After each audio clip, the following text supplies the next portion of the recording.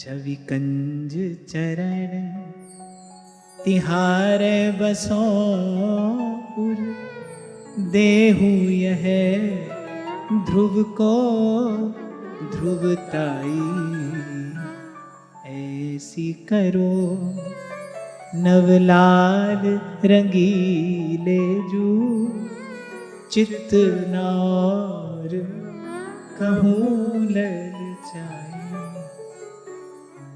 एक बात मैं और आपसे अपनी ओर से निवेदन करना चाहता हूं।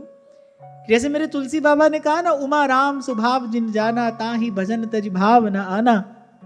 ऐसे एक श्री कृष्ण के स्वभाव के विषय में एक बात मैं आपसे कहना चाहता हूं कि जब बात उनके भक्त की आती है ना, तो वो सब नियम सब सिद्धांत एक और रखकर अपने भक्त का पक्षपात करते हैं। ऐसा स्वभाव है श्री कृष्ण का।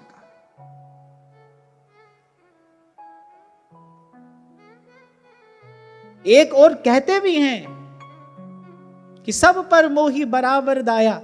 एक और कहते हैं ये बात, कहते ये बात है कि भाई सब पर मोही बराबर दाया, सब मम प्रिय सब मम उपजाए। कहते ये हैं पर करते अपने भक्त का पक्षपात है, करते अपने भक्त का पक्षपात है। आपको मिलेंगे तो कहीं ना कहीं अपने भक्त के ही पक्ष में खड़े मिलेंगे। जब जब किया द्रौपदी को संकेत कि तुम चाहो तो मना कर सकती हो, क्या यह पक्षपात नहीं था? सीधा सीधा पक्षपात था कि तुम चाहो तो ना कर सकती हो। नहीं तो भाई वो तो ईश्वर है। क्या कर्ण उनकी सृष्टि का जीव नहीं है? कर्ण उनका नहीं है, वो भी उन्हीं का है। सभी तो उनके हैं, पर आप देखो वो खड़े मिलेंगे तो अपने भक्त के पक्ष में खड़े मिलेंगे। अर्जुन ने वहीं से स्मरण करना आरंभ किया कि अरे कि कैसे कैसे जीत जाता मैं वो स्वयंवर, कैसे।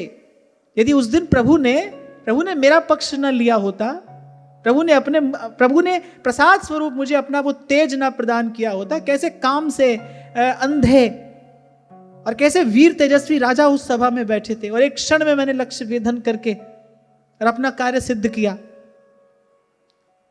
रोते रोते कांपते कांपते बोल रहे हैं अर्जुन, पत्न्यास्तवाधिमख क्लिप्त महाभिषेक, श्लाघिष्ठ चारु कबरम कितवैः सभाया, स्पृष्टम विकीर पदयोः पतिताश्रुमुख्या, यैस्तत्स्त्रियो कृत हतेश विमुक्त केशा। कांपने लगे अर्जुन उस घटना का स्मरण करके कि राजसूय यज्ञ हुआ, यज्ञ के पवित्र जल से महारानी द्रौपदी का केश बंधन हुआ। वो भरत खंड की साम्राज्ञी है, साम्राज्ञी का केश बंधन हुआ और उन पवित्र केशों को उस दुष्ट दुशासन ने छूने का साहस किया। भाई वो समय ऐसा था, जब रानी की ओर देखने की भी आज्ञा नहीं होती थी और दुशासन ने भरी सभा में महारानी द्रौपदी के उन पवित्र केशों को छूने का दुस्साहस किया। यहां एक बात की ओर आपका ध्यान ले जाना चाहता हूं। शायद पिछले सत्र में ही हमने चर्चा की थी कि देखो महाराज युधिष्ठिर का अपना निर्णय था द्यूत सभा में जाने का। दुर्योधन ने बुलाया, महाराज युधिष्ठिर चले गए। भाई श्री कृष्ण को बीच में क्या लेना देना? एक ने बुलाया, एक गया। एक ने खिलाया, दूसरा खेला।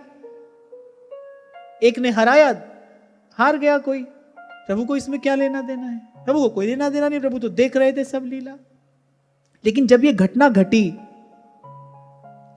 घटी ना और द्रौपदी आंखों में आंसू भरकर अपने वो खुले केश लेकर जब श्री कृष्ण के चरणों में गिर पड़ी ना, तब श्री कृष्ण ने प्रतिज्ञा की थी कि इस सभा में जो था सब दंड के पात्र हैं, सबकी आयु मैंने हर ली। मैं तुझे वचन देता हूं इनमें से एक भी जीवित नहीं बचेगा। और ये जो तेरे खुले केश हैं, द्रौपदी ने संकल्प कर लिया था कि इन केशों को जब तक इस दुशासन के रक्त से स्नान नहीं कराऊंगी तब तक केश बंधन नहीं करूंगी। एक और बात मैं यहां पर कहना चाहता हूं, बड़ी विनम्रता पूर्वक कहना चाहता हूं कि जो खुले केश दुर्भाग्य का सूचक होते थे। विधवा स्त्रियां अपने केश खुले रखा करती थी। बड़ा दुर्भाग्य सूचक ये चिन्ह होता था खुले केश रखना। अपमान की, प्रतिशोध की।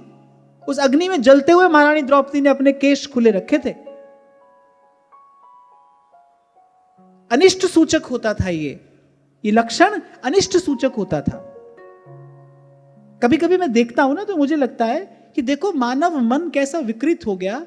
जो दुर्भाग्य सूचक है, जो अनिष्ट सूचक है, जो अप्रसन्नता का कारण है, वही आज व्यक्ति अपने हृदय से लगाए घूम रहा है। उसी को अपना गौरव समझता है, उसी को अपना गौरव समझता है। कपड़ा जरा सा फट जाए ना, जरा सा कपड़ा फट जाए तो हमारे यहां कहते भाई उसको नहीं पहनो। फटा हुआ जो वस्त्र है ना वो दरिद्रता का, अभाव का सूचक है, उसको मत पहनो। और आज देखो कैसा विचित्र समय आ गया है कि लोग अधिक पैसा देकर और फटा हुआ वस्त्र खरीद कर पहनते हैं। ये मानव मन की विकृति का लक्षण है कि मानव मन देखो कितना विकृत हो गया। मैं किसी व्यक्ति विशेष के लिए बात नहीं कह रहा, मैं तो देख रहा हूं कि मानव मन कैसा विकृत हो गया। जो बात अनुचित है, जो अधर्म है, जिस बात के मूल में अप्रसन्नता है, आज व्यक्ति उसी को अपना गौरव समझकर अपने माथे चढ़ाए घूम रहा है, अपने हृदय से लगाए घूम रहा है। व्यक्ति सोचता है कि यही हमारा गौरव है, यही हमारे जीवन की श्रेष्ठता है। क्योंकि भाई ये जो प्रसंग है ना, ये धर्म और सदाचार भी तो सिखा रहे हैं। ये भगवान की भक्ति की बात तो कर रहे हैं, पर उससे पहले ये धर्म और सदाचार भी सिखा रहे हैं।